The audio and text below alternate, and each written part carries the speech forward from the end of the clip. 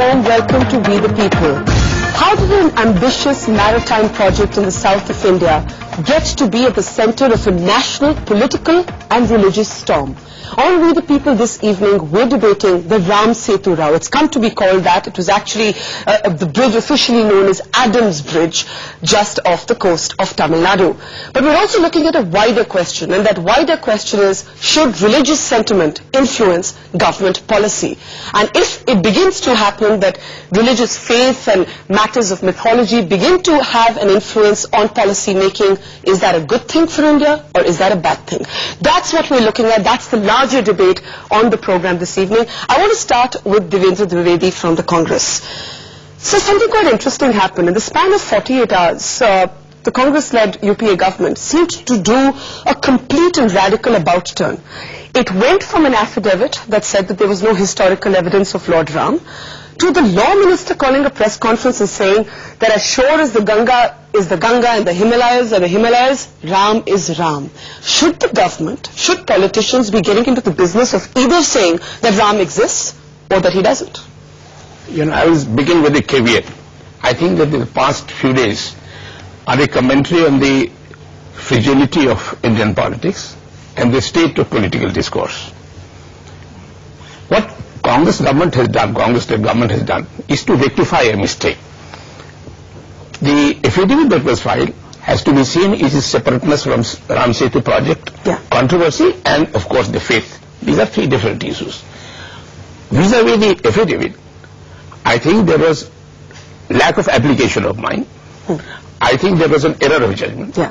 And the promptitude with which we intervened was not pandering to the religious sentiments, but responding to the public sentiment. But should a law minister either be testifying to the existence or absence of a god? I mean, that's actually what I'm asking, because he went from an affidavit that said Ram doesn't exist to a press conference that said Ram does exist. No, I think he was not only emotional, he was reflecting the public sentiment. Because I think that to debate whether Ram is this is wrong, either in a court of law or in public domain, I think is doing violence to divinity that is associated with Ram. All right. It is that sentiment. Okay. As far as you're concerned, you concede the Congress made a mistake. There wasn't an application of mind, and that mistake has been rectified. Ravi Shankar Prasad, why isn't that good enough? You wanted the affidavit withdrawn. It's been withdrawn. You wanted the government to concede a mistake. It's conceded a mistake. It's even put the project on review for 3 months. Beyond this, isn't BJP yet again playing politics with Ram? Barkha, let me clarify this position in a different perspective. I'm also a lawyer. And I have also the experience of being a minister, including Law Minister of India at some point of time. These affidavits are not simple affidavits for the change of name. It is an affidavit on an issue which is affecting the country for the last so many months. People have positions. Now, I don't see as an error, much less as an inadvertent error. Because I have the statement of the addition from Mr. Gopal Subramaniam, who settled it. It was a teamwork. You have to see it in a particular context. Therefore, my charge with great degree of responsibility is that but for the kind of reaction which the country experienced, they had to buckle. But for that, they would not have. Secondly, I would like to highlight that since you began with that, do we need to say Ram exists? Why not? No, I'm saying should the government say that? People have their faith, but should the government, do we need proof from the government of India? There's no question of proof or not proof. Because if you go into that story, government is a part of society. If a question is asked of any minister or me or him, whether Ram exists or not, Ram does beyond time and space. Ram is an eternal hero. I get your point. Your question is completely misplaced, I would like to say it. Because if you persist with that, that question will have to be asked many faiths. I am not asking, my question is not whether Ram exists or not. My question is whether matters of faith should influence government policy. Let me put that to this side of the house. Now, Subramaniam Swamy, you were the person who filed the petition that started this storm to begin with. I put it to you that faith is faith, religion is religion. In the end, dignified faith is essentially private. Are you saying to modern day India that a maritime project should be put on hold because mythology has it that Ram's monkey army, that Hanuman, once crossed what NASA seems to suggest are limestone shoals? Well, first of all, I must tell you that my challenge to the project was not at all based on religion. It's not based on religion? No, it was based on the decision of the government, which was totally arbitrary. Up to the end of the 90s, about 16 committees had sat on this question and had recommended a particular route for the canal. Suddenly the government changed it and selected this route, which was totally arbitrary. So I wanted first the court to go to the question as to why this decision was made. So as far as you're concerned, the religious basis is not a relevant context for you? I didn't start that. But religion was introduced by the affidavit. You see, I only said that there is a law in the country which is called the Ancient Monuments and Archaeological Sites Act. Okay. Which says that any structure over 100 years is a fit case for investigation, whether it should be declared an ancient monument or not. So you believe and I had written to the culture minister many times saying that this Rama Setu should be examined for that. Okay. They refused to do that. All right, hold that thought. We'll come back to that. Let me get D. Raja in. Interesting statement from the communists supporting the withdrawal of that, of what has come to be known as the offensive paragraphs in the affidavit, but saying by no means should there be a stop on the project. The government has effectively stopped the project for the next 3 months. Are you disappointed? No, my first answer to your question, number one, fictions, the so-called fakes, mythology should not come on the way of development projects. Then why did you want that sentiment? Then why did you want that paragraph withdrawn? They have bungled it. They bungled it? Yes. Okay. It is a different issue. Okay. I am not getting into it. All right. I am explaining it is Setu Samutram project. And since 1950s onwards, all sections of Tamil people have been demanding that project. All political parties are one on this project, and there is no difference. You will not find any difference. The BJP doesn't support BJP also. BJP is... But the BJP cleared it in 2002, which is what I'm going to allow Ravi Shankar Prasad to respond to. BJP is taking a hypocritical position at this point of time. It's a different thing. Okay. But BJP in Tamil Nadu supported this project, and what is understood, what is Suez Canal for the whole world, and this Setu Samutram project will be so important for our region. Do you think, Mr. Raja, that when the government withdrew the paragraph saying that there was no evidence of Ram, they did the correct thing? We thought it was proper because that particular sentence was not at all necessary in an affidavit. What ASI has said, what others have said, it is science, and we should learn how to demarcate mythology from science, all right. how to demarcate theology from philosophy. Fair enough, and we'll come to whether that separation is quite that simple for the times we live in. Quickly, and then I want Ravi Shankar Prasad to come in. Number one, that no affidavit should say either that Ram exists or that Ram does not. But your law minister said he does exist. No, it's not a question of law. But he did at a press conference. He said Ram. He said he was responding to the public sentiment and he was expressing his personal opinion. Okay. Number one. Number two, so far as Mr. Swami's point, factual part. Yeah. This project was envisaged long time back. Mr. Vajpayee said that he's proud of this project. Ms. Jayalalitha supported this project. Totally endorsed this project. So there has been a widespread... Mr. Vaiko claimed it was his achievement. Okay. So let Ravi Shankar Prasad decide it. Okay, 1 minute. It's not the right way to do it. Ravi Shankar Prasad, before I come to the historians on this side of the panel, the BJP clears the project in 2002. And now suddenly in 2007 you discovered all these problems with it? Well, my friends of the left have a chronic, hypocritical, pathological hatred against us. I grant them that. Okay. And you're not being hypocritical. And you're not being hypocritical. You can't say hypocritical, pathological. We are opposed to BJP. We are opposed to BJP. Let him have his say. My opposition is not pathological. My opposition is not hypocritical. Yes, we are opposed to BJP. Whatever they speak, it is not in the interest of the country. Okay, just 1 second in the silence in the audience. Quickly, sir. Barkha, yes, we supported this project. We are not against Setu Samutram project. We are against this alignment which is going to destroy Ram Setu as you believe it to be.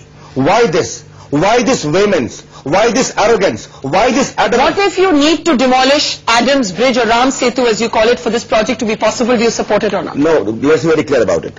There are alternatives available. Not only one, but 5, 6. Retired DG Mr. Badrinath of the Geological Survey of India has himself put his doubt. The Ministry of Earth Science report put his doubt. Okay. Therefore, from a larger issue. Okay. Why this vehemence? It has to be destroyed. No, it was wrong. It was wrong. No, when BJP was in power, there was a review. There was a review. Okay. And it was agreed. 1 second. Let us It was agreed. And let him wait for his Yes, turn. I think we promised we would have an orderly debate. From that note, I want to actually get these two people in. Professor Shrimali, let me start with you. Ravi Shankar Prasad says, and let's take his word for it right now, that there are alternative ways of completing the project. The larger question remains, is this a good enough reason to find an alternative way to have the same project up? Well, Barkha, I might disappoint you to begin with because you started with the question about the existence of Ram or not, and whether the government should really be reacting to that yes. in as many words. Despite being a historian, I would say that the issue of historicity yes. is not really relevant in the present case. To my mind, the bigger issue is, with which I am more concerned and more interested in having it discussed here, is what do we do when we are juxtaposed between faith, belief and development? Well, exactly. That is the larger debate. I think that's the larger issue on which we should be really focusing. Because if we start talking about historicity of Ram, then I'm sure we are not going to take So do you believe in this particular case that the government should have put the project on hold, given the religious sensitivities involved? Absolutely not. Absolutely not. I think the government has surrendered. To what? Surrendered to the religious forces.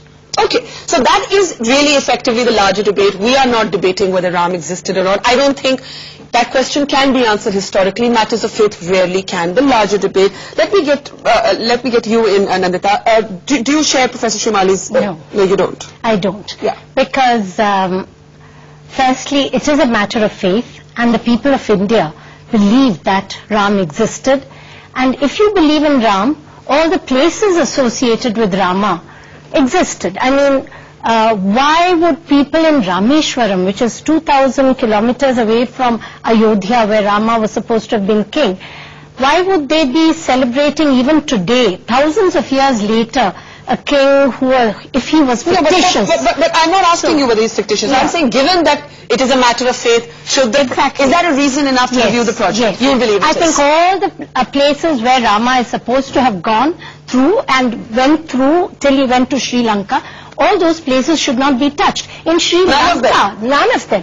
In Sri Lanka, they still revere the place, the Ashokavana, where Sita was kept. They are looking after all that, okay. And we don't. All right, now just hold that thought. I think Professor Shrimali has zeroed into the larger debate. What happens when faith collides with a construct of development? That's really what this debate is about. Before I come to Renuka Narayanan, Sam Daniel actually travelled to what's come to be known as the ground zero of this debate. If we can just dim the lights and look at the differing opinions on the ground. There isn't any one opinion, even on the ground, on whether the Ram Setu, as it's come to be called, is reason enough to stop this particular project. If we can play that, please.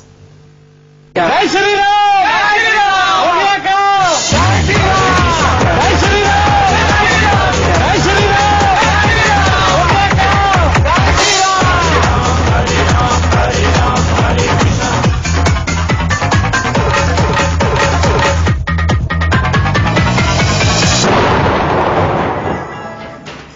Here in the vastness of the sea, believers say they can feel the presence of God, and maritime engineers the presence of opportunity.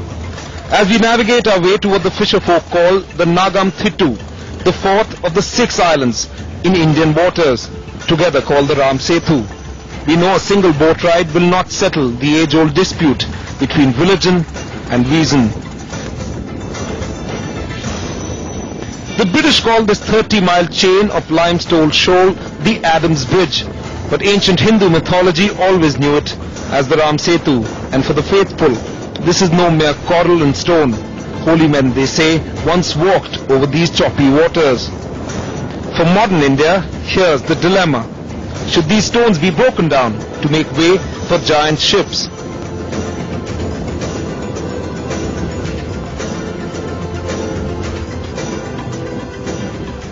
I am on the Ram Setu. This 30-kilometer long sandy bridge presents a formidable hindrance for navigation because of the shallow waters around. The present plan is to cut across this so that ships can sail through without having to navigate around Sri Lanka. The believers say 30 extra hours of sailing time is a small donation at the temple of God. The Ram Setu must not be destroyed. There is no scientific reasons at all. It's just belief of people, but it is in truth. The skeptics say, oh, for God's sake, this is just all superstition. It is the economic development along the entire coast. And it will also provide an opportunity to the Tamil Nadu government and the centre to try and resolve the fishing issues once for all. Today it is a burning issue. Every day there are 400 or 500 boats which cross over onto the Sri Lankan side. Lost in the din of the religious battle are the more controversial dimensions of the project. Is it environmentally safe? This fragile coral reef, many believe, was a natural defense against the 2003 tsunami. Canal is actually destroying scheduled protected species under the Wildlife Act 1972. Now corals are Schedule 1, which means the same status as a tiger. This controversy has also split open the religious divide between the north and the south. In a state known for its anti-Aryan movement, Ram is not always a hero. And there were no protests against the project till the BJP took it up. The Dravidians have rubbished the fuss as just another Aryan obsession. With Sam Daniel, Vandeep Singh Nandal for NDTV. All right. We actually had a statement from the DMK Chief Minister, Karunanidhi, saying today that this is something, it's been defined in the South as an Aryan-Dravidian battle. Subramanian Swamy, respond to that. The fact that in Tamil Nadu, not one party, and Ravi Shankar Prasad may disagree, but as Mr. Raja said, even the state unit of the BJP did not oppose this project till it became... Out of that state, I know correctly what the BJP stands there. And the BJP has always said, change the alignment. Don't destroy the Ram Setu. They have not opposed the project. They have not opposed the project. Now they have woken up. But I'm saying, my question is, this northern Gangetic plain perception of Ram is being imposed on the south according to the DMK party. The problem with Mr. Karunanidhi is that he has not studied history properly. He says that Brahmins are Aryans. Well, and then he praises Ravan. Ravan was one of the biggest pundits of that area. Yeah. He was a Samaveda specialist and he was a Brahmin. Now this man doesn't know that Rama was not a Brahmin. He doesn't know that Valmiki was not at all. But then, you see, the thing with history is there are so many different interpretations. No, there's no interpretation. But there are interpretations. Professor Shivani would have a... One second, Mr. Raja. 1 second. One sentence, then I want to go to Professor Shivani. No, because... Okay, make your one sentence. Let us not abuse very respectable Chief Minister of State. What is the abuse here? No, you are abusing. You are telling he doesn't know history. He doesn't know history. You are abusing. If he says that... I can say you don't know the history. I can say you don't know the history. If Brahmins are Aryans, he says that. Don't take such level. You have a civilized. You have a civilized. Okay, Mr. Raja. As Barka said. No. All right, Mr. Raja, I want to go to Professor Shivali and then Renuka. Professor Shivali, this larger, it's interesting that a lot of the Dravidian parties actually have a completely different perception. You said not to get into the historicity of Ram, and that's fair. But is there a north-south divide at the heart of this debate, you think? Well, such divides have been talked about earlier on as well. Honorable Karunanidhi is probably not the first to talk about it. But the issue that you raised about versions of Ramayana is something which cannot be overlooked. There are what can be called many Ramayanas. Yeah. Valmiki is not the only one, and I think there are all regional languages in India where there is Ramayana in one form or the other. Okay. And where the perceptions of Ram and Ravan differ enormously. All right. Renuka, I'm going to come to you right after the break. We need to take a break. After that, back to the politicians. The larger question, we haven't addressed it. Should government policy be determined by religious faith and sentiments? If we do this once this time, will that set a precedent that is dangerous for India? We'll open up the debate to the audience right after the break.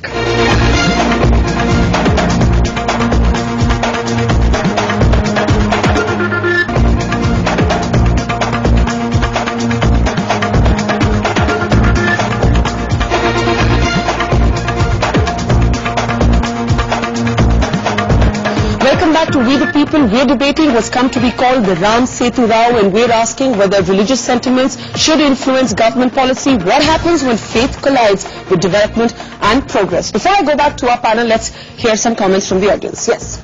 I'm a Dravidian myself. And if the Jewish state of Israel can protect Jerusalem and Bethlehem, and the oil-rich state of Saudi Arabia can protect Mecca and Medina, I don't understand why we can protect what is associated with Ram. So you feel that this bridge should not be destroyed? No, the Ram Setu should not be destroyed. Okay, all right. There's someone here who had a different view. Go ahead, sir. Yeah, it should. No, we should look at things from the development point of view.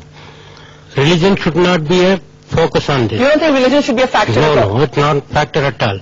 Okay, this is why there is a debate, because there are many different perceptions of it. Go ahead. Yeah, when we say we follow Ram, why don't we follow what he preaches, rather than where he has treaded on or what he has done about? And when he has left his house, his kingdom, and wandered about in the jungles, why can't we just go about developing ourselves rather than finding out where he has treaded on, what he has touched, and what he has left out? Okay. All right. So I think we have a sliver of different opinions there. Let me go back to you, Ravi Shankar Prasad. Would you concede that the BJP in somewhere defines its politics by the politics of Hindutva and therefore has politicized Ram? And somewhere your party has not learnt its lessons from the fact that Ayodhya today, for example, is no longer an electoral issue for most people of this country, even the Ram Bhakts, even the believing Hindus. First of all, let me respond to the first point. I'll come to the second point immediately. Okay. That this perception that is the Aryan-Dravidian divide is wholly misplaced. Jayalalitha... No, that's what Mr. Karunanidhi has said today. Let me respond, Barkha, please. Okay. Jayalalitha, as a powerful political leader of a political party, has openly supported it. Cho Ramaswamy was with me on many programs. He's a powerful voice in Tamil Nadu. Namita is here. She is opposing it. He is there. Therefore, don't, because of one politically convenient statement of Mr. Karunanidhi, take a position that it is an Aryan-Dravidian divide. I would like to clarify it. As an allegation against the BJP is concerned, we have got every right to say that if pseudo-secularism is practiced, now being sadistic secularism, and I say with full sense of responsibility, but for the outrage India felt, including an article by you in Hindustan Times, this government would not have changed its stand on. But my article also said that I thought the BJP was being politically hypocritical. I'm responding to that. Yes. You see, I will give you 4 instances why I say that. You know you cannot give religion-based reservation. You go for it. IMDT Act was set up by Supreme Court. You bring the same law. You say minorities have the first right over budgeting in the countries. Okay. These are coming. Okay. So the point is, we always say justice to all, appeasement of none. As far as Ram is concerned, quickly, sir, I want to give you a chance now. Ram is concerned, if an issue of Ram Setu is sought to be politicized for compensatory politics arising out of nuclear deal, then it becomes a serious issue. We have to raise it. Let Mr. Dwivedi respond to that. All right, Mr. Prasad, you had your say. Devendra Dwivedi. No, there are people like Professor Srivali here and many others who say that Congress is actually falling into the BJP trap with how it's handled. No, we are not. But let me put it to you. The question is that you have actually played into the same dangerous mix of religion and politics with how you've handled this controversy. You could have either planned the affidavit better or not done such a dramatic turnaround. You would say what? Congress is very clear about the fundamentals. We are a secular society. Faith is, you disown Mr. Bhadrav's statement? Faith belongs to private domain. So far as the nation state is concerned, it is concerned with the secular concerns of the country and respond to that. Is it now, secular? Having said that, is it secular, sir? Yeah. To put a project on hold because of religious sentiments? No, now I am coming. There is one thing, one is to politicize a particular issue. Yeah. And the other is that Ram occupies a very important place in the collective consciousness of the people of this country, particularly Hindus. Okay. History and mythology, the relationship is very clear. Mythology is nothing but imagined history.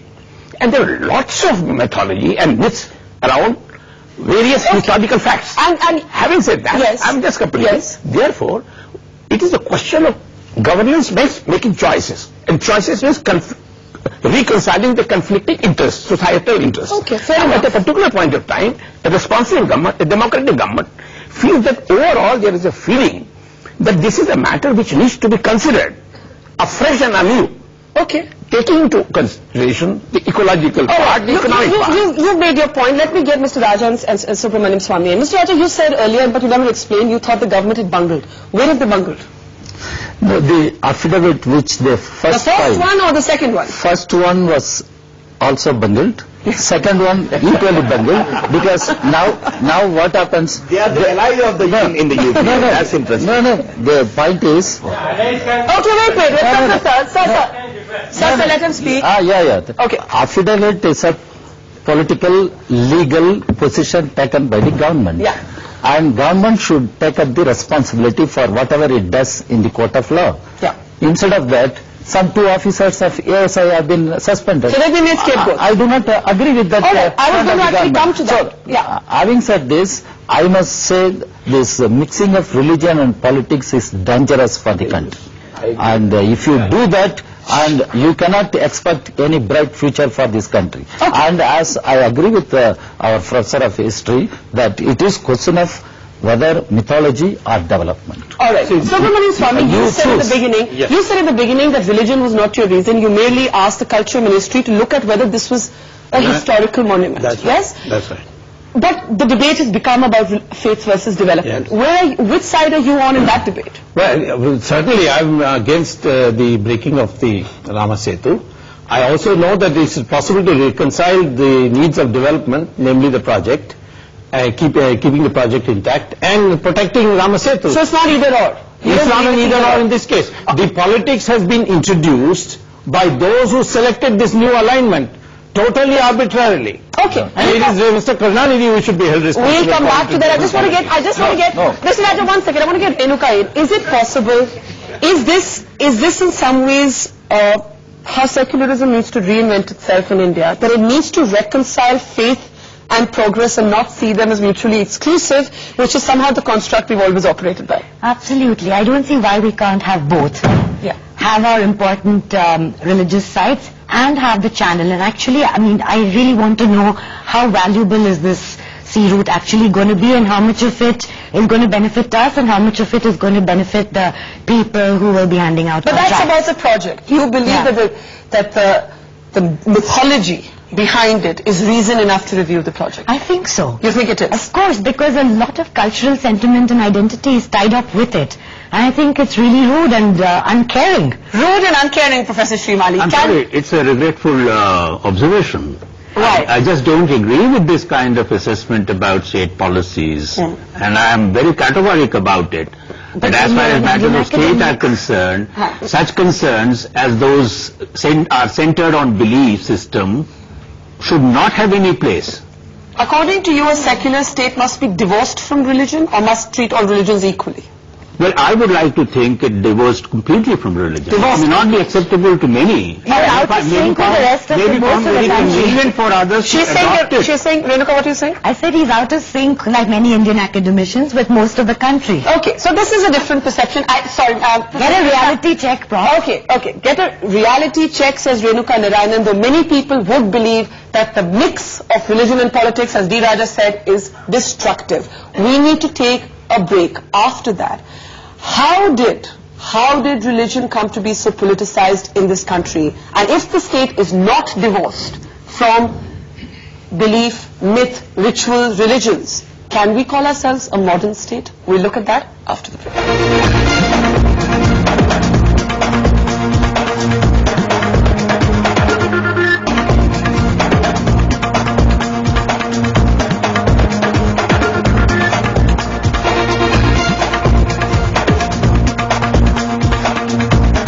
Welcome back to We the People. The Ram Setu controversy is really a wider debate about secularism. Does a secular state need to be divorced and stand apart from religion, or does it need to basically celebrate all religions equally? Would that mean a dangerous mix of religion and politics? Before we come to our panel, some voices from the audience. Go ahead, ma'am. Exactly. Why the government is making statements like whether Ram exists or does not exist? Why don't emphasize on the merits and demerits of the project? That to you would be a more intelligent debate. Yeah. All right. I think that's a fair comment. That we're not, that for example, the environmental debate around the project has rarely made it to the national headlines or to political debates. Go ahead. The marginalization of religion to accommodate progress may not necessarily mean the trivialization of religion. Okay, so that's a different, more complex view. Yeah. Yeah. And today it's about Lord Ram, but tomorrow it could be, faiths within the religion, and it could be about other faiths in the country. So where exactly are we going to stop this?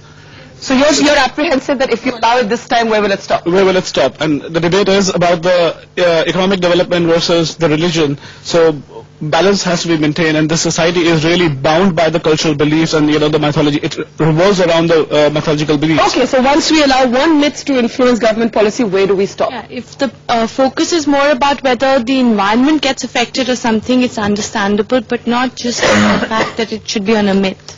So we've heard all sorts of voices, really, those who believe that the debate could be about other things, those who believe that religious faith is enough of a reason. You were saying to me in the break, let's call it the Ram Setu's Samudram we can project. Change the name. We can say Ramar Setu Samudram project. What's wrong in it? All right, Ravi Shankar Prasad and Devendra Trivedi, let's come back to the politics of this. You've heard many different voices, which is why there isn't a consensus. But how do we escape the larger thing that gentleman asked? Once you allow this once, where will you stop? There is a very easy way out. Which is? And the political process of India has responded to that. Something which is a part of our cultural heritage, in our folklore consciousness, don't touch it. But everything is a part of our cultural heritage. But you have a problem today, you don't allow me to speak. Okay, you speak. Please. You speak. If there is a simple mazar on a road, yes, or a Hanuman temple on encroached land, no one will make an issue out of it. But if it is a part of our cultural consciousness, what she rightly said, you have to take notice of it. Why Mahatma Gandhi talked of Ram Raj? Why there is Hey Ram on Raj Ghat? These issues cannot be ignored. And let me give an example which may bear very close scrutiny. In Agra, a lot of petrochemical complexes came about. They were generating revenue, giving employment. But Taj Mahal was getting adversely affected. Yes. Supreme Court intervened. And so many employments, I know so many people met us, but they had to go without job. Well, is it comparable? It is comparable. It is comparable. Because Taj Mahal is there.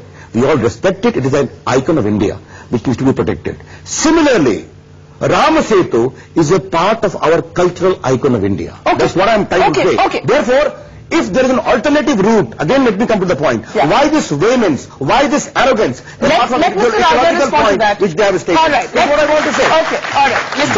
Mr. Raja, if both are possible, why argue against it? Firstly, one should understand, when they were in power, Mr. Arun Jaitley was minister, a thorough review was undertaken. And that is wrong, Raja. No, I am telling you, I have papers. If you want, talk to Arun Jaitley. Yes. No, if you want, I can put his documents. I will not come empty hands. I will come with the documents. He wants the documents. Mr. Raja, he wants the documents. Okay. I can show. Okay, make a larger point. The point is, a thorough review was made. And during this review, the ecological aspect was also considered. How to protect corals, how to protect marine park, everything was discussed. But that doesn't answer my question. No, my question is if both is possible. I am telling you. Then the Baba Institute was also involved in the reviews. Yes, so a thorough review was undertaken. After that, the present alignment was agreed upon by all scientific community, all technicians involved in this. Okay. Now, this Setu, what you are discussing now, there was a controversy. They claimed it was man-made, and they brought NASA report, and finally everything has been proved. Even NASA has admitted it was one of the tumbalos, and it was natural formation, and it is so it can't be compared to the Taj Mahal according to you. Yeah, that's all right, Mr. Trivedi. Mr. Trivedi, yes. These points. Yes. One is showing respect for religion. Yeah. The other is politicization of religion. Yes. Listen, you have raised such a basic question. Yeah. What is secularism? Yeah. Secularism has three meanings. Respect for all the religions. Yeah. Right to religion. Mutual respect. And state having nothing to do with the religion, neither promotes any religion nor opposes any religion. A line which connects me with the Almighty is religion. The line which connects me with the state and the institutions is politics. But there is no line which connects the state and the Almighty, because Almighty has no politics, and politicians don't behave like that. No, see, this is the problem. This is the parameters. Now, if we start thinking, present company is always excluded. Now, if a situation has arisen in this country, where if the Indian state does something to uplift the poor minorities, it is pseudo-secularism. If we do something for Taj Mahal, it is pseudo-secularism. Now, if secularism or pseudo-secularism are being bandied about in this manner, I think there can never be a reasoned debate. Okay. In this particular case, I think a committee, government has taken a decision to review. If your Prime Minister inaugurated this project, just like Prime Minister Vajpayee endorsed it, so did Prime Minister Manmohan Singh. Naturally. After investing such a huge money, again I'm saying, responding to public opinion, Raja, take it easy, Okay. Responding to the public opinion, public opinion will won. Your allies don't do it. You can sustain the project like this. All right. Mr. Raja, I want to go to Professor Shivani. Just a small point. Yes. He says so much money has been spent, etc. When the Delhi Metro, all the investments were made and the tunnels were dug, suddenly some group came and said the vibration from the metro will destroy the Qutub Minar. So the route was changed. Now, what is the difficulty in changing the route here? Don't equate both. When you discuss... that is really the debate, that are we discussing Ram Setu or limestone? You are bringing all mythology, fiction, faith, everything. And what is this? You believe in science, you believe in development, you think of this country and its development, you think of the poor, how this project will help not only Let me go to the two historians, Professor Shivani and then Professor Shivani. Well, I think if it is a question of having both, then I think we need to focus on the definition that UNESCO has given about heritage. Which is? Which is including not only man-made monuments, but also natural landscape, rock formations, and so on and so forth. And I would have imagined that for a project such as this, the way in which Adams Bridge has been constituted, its geological significance would have been more pronounced. And in that case, you could have gone ahead with the argument that here is a formation which is worth preserving naturally, rather than on religious ground. And responding to Mr. Prasad's observations, let us not forget that hundreds of structures of varied religious significance, great archaeological sites were allowed to be submerged in the Narmada projects. Okay, Professor Krishna. Yes. Barkha, what I want to say is this Aryan-Dravidian divide is a very wrong thing to say. Don't forget, Kamban wrote the Ramayana in the 12th century. And even today, the Kamba Ramayana is one of the most beautiful works, and he celebrates Rama. I mean, he praises him in no uncertain fact that the dominant discourse on Ram has become a northern Indo-Gangetic plain Maybe there is, but there are enough Rama temples, Hanuman temples in Tamil Nadu for people there who genuinely believe in Rama and Hanuman, and they are our gods as much as anyone else. Let's also not forget Rama and Krishna are the two figures who united India before this nation of Bharat, that is India, came into being. Rama and Krishna were the two unifying, the Ramayana and the Mahabharata were the two unifying epics of this country. Every grandmother told her grandchild the story. Well, in some parts of the world that's called old wives' tales. So I don't know if grandmother's tales are now going to define politics of India. But Renuka, I want to add to what you said. You said to Professor Shivani, outdated, out of sync with people. Would you then apply the same principles to, for example, the BJP's agitation in Ayodhya, where it's Ram Mandir hona chahiye because that's what people... What's the difference? I completely don't identify with the BJP. I don't like the way they've tried to grab Ram and make him a political symbol. And why is this different? This is different simply because there is this whole cultural association with here everybody's actually happy. Everyone can be made happy here. The environmentalists, the culturati, the believers, the project people. I see this amazing, reconciliatory process possible. And I find it boring and disgusting that everybody is picking it into pieces and fighting over it. Okay, on that note, we will take a break. Renuka makes the point that a reconciliation is possible, so why not? Those who say why not say it would set a dangerous precedent for India. What are they scared of? We'll look at that in the last segment.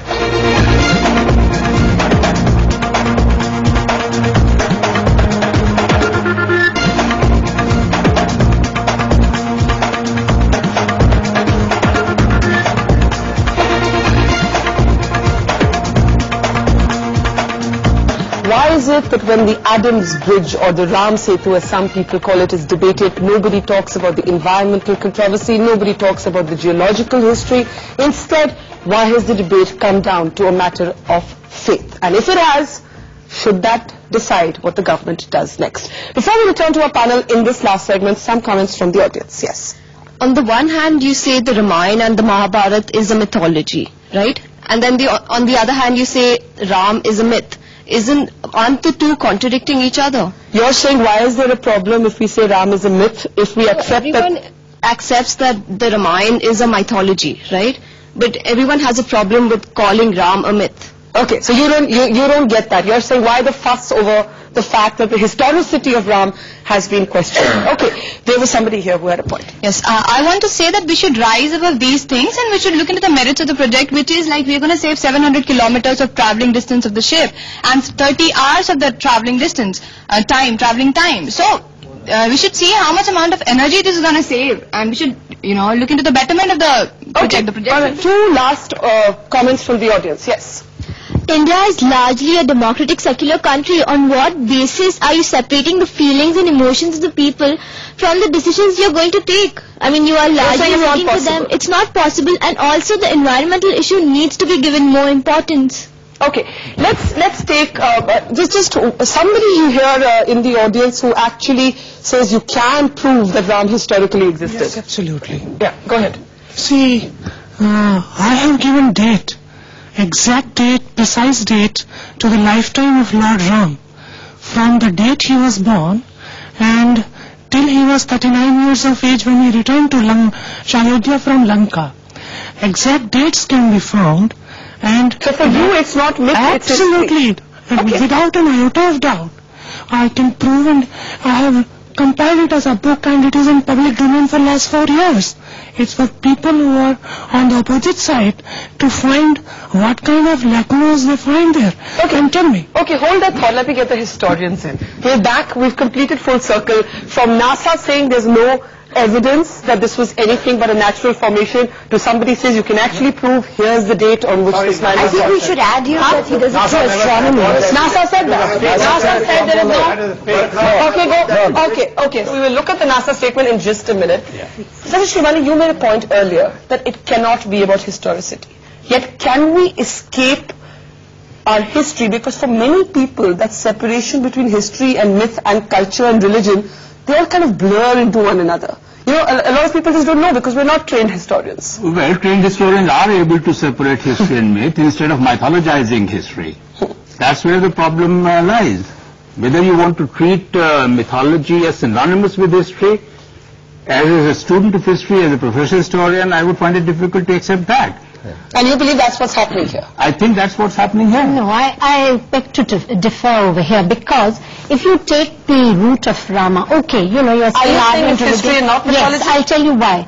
You have tribes like the Sabaras who are in Orissa, who are not part of the main Hindu, they don't worship like the regular no Shiva Vishnu. Yet they have a tradition that Rama came and lived among them. Then you have the Bellari oral histories, they don't necessarily exist empirically. Yes, the oral history is history. I mean, does that mean the Sabaras have no history? In Bellari district gazetteer, you have enough reference that Vanaras existed. Okay, I want to hold you both there, because at least I'm not trained enough to contest this on a matter of history. The point is, does it matter? I think, as Professor Shivani said in the beginning. Let's come to NASA. Ravi Shankar Prasad, what I find contradictory in the BJP position is, you either take the position that a matter of faith is not a matter of science, and a matter of faith therefore should influence government policy, or you set about trying to prove that even NASA said Ram existed, or this was made by man. Which one is it? NASA part, I'm having the government affidavit, which was filed in Supreme Court. Yes. And let me read only this part of this. It is respectfully submitted. NASA has publicly clarified that although these images were taken by NASA spacecraft, NASA is not responsible for any interpretation made by third parties of such images. Therefore, but your party used it actually. We have never said that. We are only saying there is scientific evidence of the existence of the bridge. Okay? only that part. But not whether it's natural or man-made. Just a minute. Not whether it's natural. That's we're debating. NASA has never said it is not a bridge or it is a bridge. Okay. NASA has disowned it. Okay. That clarification I'm making. All right. Subramanian sir. Yes. May I say that there cannot be historical determinism on what is mythology, what is not. For example, take the Saraswati River. Yeah. For years, decades it was held that it was mythology. Because Vedas go on talking about Saraswati and there is no Saraswati. Now the satellites have proved that there is a Saraswati, it's below the ground. Similarly, Dwarka. Vishnu Purana said it was sunk. But you know, for everything you're saying, many historians would contest it. I cannot. No, they cannot contest it. All in the areas. Once again, Professor Shivali, make your point, and then I'll come. Quickly make your point. Well, I think we are going back to the issues that I raised right in the beginning. You see, the question of historicity, the 2 points that Dr. Swami has raised on all these matters, there is no unanimity. If he is going to say that this is the last word which has been said, then I'm. There can't be a last word. I'm saying that what was a unanimous point. I think the larger point is that we can't argue this based on empirical evidence. I think let's accept that and move on. No, there is empirical evidence. No, but Dr. Swami, you say that. Survey. No, archaeological survey says Dwarka is under the ocean. All right. And there is a project going on today. One second. You say that. Professor Shivali says no. I think let's agree that we don't agree. We don't agree, and so we can't argue this scientifically. I just have time for very quick last comments. You can't not agree. Dwarka, they have found a whole town under the sea. I'm just saying. All right. Okay. Mr. Raja and Mr. Dwivedi, just last comments. Yes. Give me the whole book. Professor. I agree with Professor Srimali. Yes. If India... agree. Yes. I agree with right-thinking people. Okay, Mr. Raja. If India is to emerge as a modern civilized nation, as you have pointed out, with people having scientific temperament, we should learn how to differentiate, demarcate mythology from history. You can't identify mythology and history together. If you go by empirical issues, I have read a book a few years ago. There was a continent after the southern tip of our country. It is called as Lemuria continent, and there was land mass. Even you could cross to Australia, and if you go by such things, you can't reach anywhere. Now, this is Sedu Samutram project. If this project comes up, the ships from east coast can reach west coast, not going around the Sri Lankan island. We know this. No. We know this. That is why it is important, and this project should be undertaken, and the government should not suspend the project. Out of time now. Mr. Dwivedi, conclusion. Yes, just 2 or 3 sentences. Yes. Number one, speaking of history, after having heard them, sometimes I have great respect for history, but history is too serious a thing to be left in the hands of historians. What? I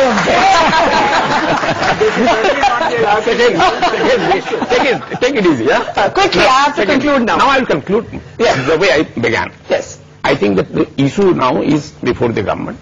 We should respect due process and the procedure established by law. A decision will be taken. So the court will now decide. Taken into account every aspect. The recent controversy should not detract from the fundamental that we are a secular society. We need to develop scientific temper. Religion belongs to private domain. Faith is faith. Every political issue cannot be decided in the name of public sentiment.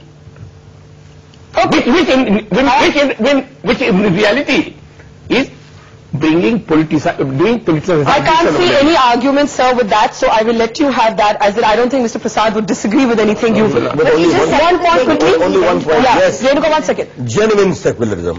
Not upturning Shabano judgment. Yes. Not making a Masiha of Abdul Nasir Madani. These are issues to be debated. All right, Renuka, let me give you the last word, because you are neither with the BJP nor with the Congress in terms of your own politics. Not at all. In fact, I just found it very amusing that Mr. Dwivedi contradicted what he said right at the beginning. He said that the government bowed to public sentiment, and that's why they went back on it. Now he said we shouldn't bow to public sentiment. So do you see a danger that once you allow religion into politics, we are headed for disaster? I think there should be a debate on how to handle religion within politics, because there is no doubt that this is a religious nation. So any government that makes policies has to deal with the religious sentiments of Indians. All right. We have to conclude. with that thought and with conceding that there is no consensus, much like history, there is no unanimity in this program at least on what should happen to Adams Bridge or Ram Setu, you'll call it what you want to depending on your point of view. Thank you very much, everyone.